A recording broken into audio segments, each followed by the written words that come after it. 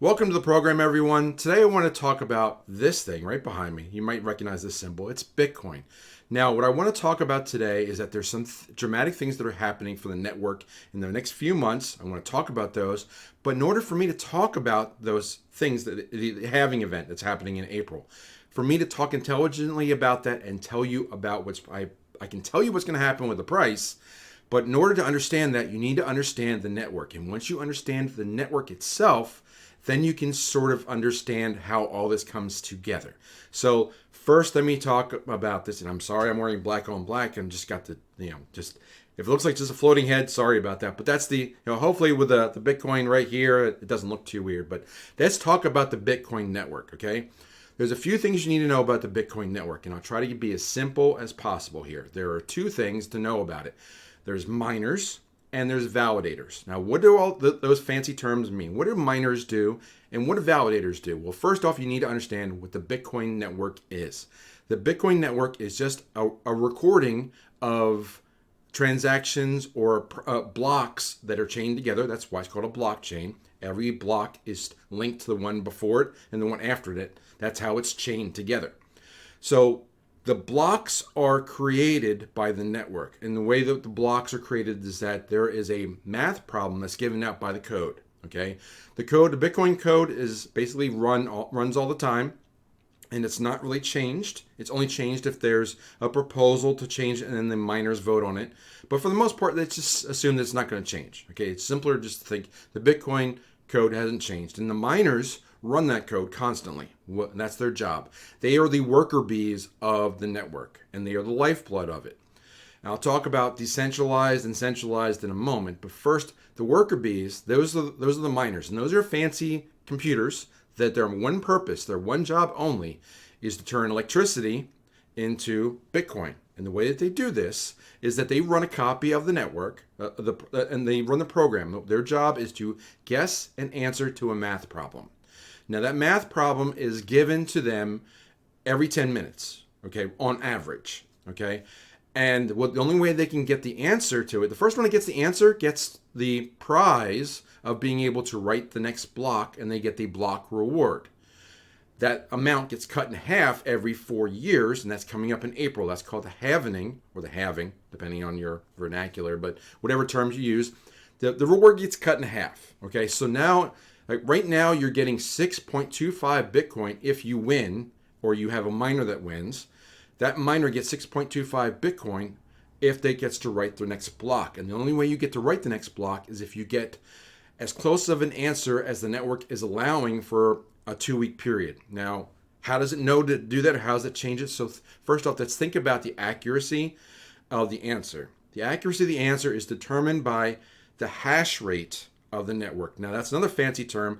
Basically, that's just the number of guesses per second that the entire total of all the miners in the network for the last 2 weeks, that's what's used to figure out, okay, you have this many guesses per second. That's what we're seeing in the network.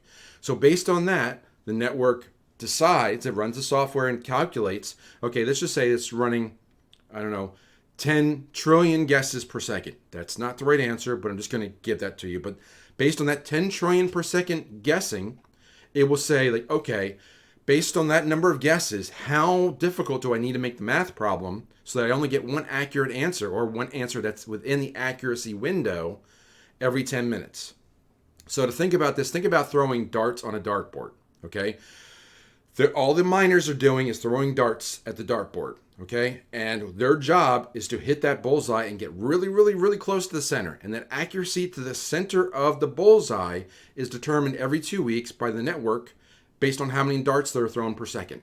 That's the whole game, all right? So the miner's job is to guess as often as possible. That's the hash rate. And you get, the more advanced of a miner you have, the more guesses you get. That's just the way that the program works. So it's constantly running, and it's making lots of noise and lots of heat from the electricity it's running on, and it's guessing until, and it gives out an answer. So here's the second part of the network, okay? You've got the miners now. The miners are guessing. The network has provided the code and has provided the accuracy every 2 weeks. Now you need a part of the network that will confirm the accuracy is right. So think about you're playing, here's another analogy. Think about like bingo, a bingo parlor, right? There's 100 people, thousands of people maybe. They're all playing bingo and someone yells bingo. I got the right answer, okay? You need someone to come over and look at their card and look at their answers and say, yes, we have a winner. That's the winner for that 10 minutes. So that's what the job of a validator is. So if a miner for the Bitcoin network says, bingo, I got the answer, I think I'm within the accuracy window, a validator is provided that answer, confirms that answer and does the math itself and confirms that it's accurate enough. It says, yes, you indeed won. Jeff's miner gets the reward for this period, right, which is right now 6.25 Bitcoin. So roughly, I'm gonna say 50,000 for Bitcoin roughly right now, which will kind of timestamp this video. So about $320,000 worth of Bitcoin is given to that person or that person's miner. And then the job is to put out another math problem, and then it just continues and continues and continues. So what happens? So the validator's job is to validate that and also to set the difficulty every 2 weeks. Right? That's all it's doing. Is that the validator's only job is to run a copy of the entire Bitcoin source code.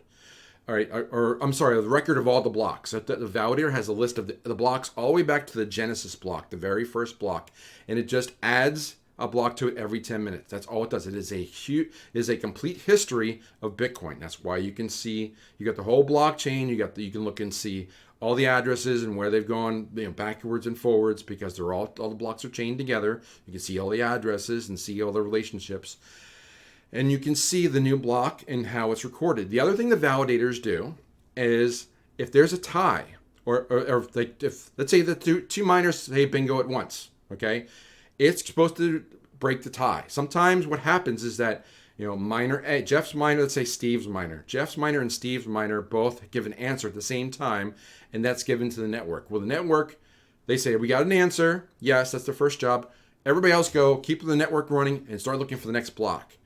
Now they need to figure out if it's Jeff's turn, if it's Jeff or Steve that gets to write that block, and then keep going. And that could take a little while to figure out the timestamps. So what that happens, and sometimes you'll have a spur of the blockchain, like you have a block that goes, there's Jeff leading the next block, and where Steve's miner is leading the next block. And after a few blocks, it will be able to figure out which one it got done first, and it'll kill the one that's came in second place. So that is there'll be a spur on the blockchain, and there'll be an orphan block, and it'll just say, okay, Steve finished second, Jeff won, and then we're going to go with Steve's chain. And the validators confirm that. So they write all the correct blocks and who wrote them and so on, and they keep a record of all the blocks in the blockchain. That's how it works. And they don't care what miner does it. All they know is that the accuracy of that block and who gets to write it and who gets to put the transactions in that block are put in that network. That's what validators do. So, decentralization. And we want to talk about that. That's a big term, and that's a big important thing, because the more decentralized the network you are, the less you are suspect, or less you are that someone can come along and wreck the network. So there's the decentralization of the miners and the decentralization of the validators. If all the validators, so decentralization, just think about if everything is all in the same room. Okay, if everything's all in the same room and something happens to that room, then you're not decentralized, then it can all be taken out. So let's think about a bank. Think about a big bank. You can have lots of branches and lots of ATMs, but they all are centralized because there's one bank that governs them all. Okay, so you can have an ATM near you and a branch near you. That's great. Those are all decentralized access points, but it's all centralized because if that bank fails, then everything gets wiped out. So the analogy here is that you can have miners anywhere. Miners are just supporting the network. What really is important to support the network is not just the miners, but also where the validators are. That's why there can be a validator running in outer space, because it doesn't require nearly as much power as the miners do, because they don't have to make all those guesses. They're just recording every 10 minutes a new block.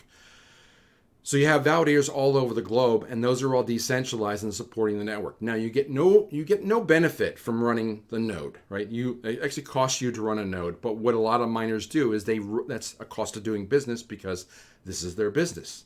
This is their lifeblood, is that they need to have the network up and running. So as a kind of a thank you to the network and their job, or their lifeblood and their economics of their business. They'll run a copy of the node, so they're supporting the network, even though they're getting no rewards for doing so. So validators really don't get any rewards, but they're supporting the network. So that's what a validator does compared to a worker bee, and all the worker bees are the miners. Now, what's coming up now in 2 months, in the middle of April, based on the current timeline, it's not based on a date, it's based on a block number, and those blocks are roughly every 10 minutes, which can vary based on the difficulty, which goes back to that hash rate calculation. Every 2 weeks, based on the number of guesses or number of darts that are being thrown at that dartboard, based on that total hash rate, every 2 weeks the network says, okay, now there's more guesses or there's fewer guesses, so it changes the difficulty and changes the accuracy of how close to the center of the bullseye that dart needs to be. And that determines who gets to write the next block. That is the entire job of the entire network.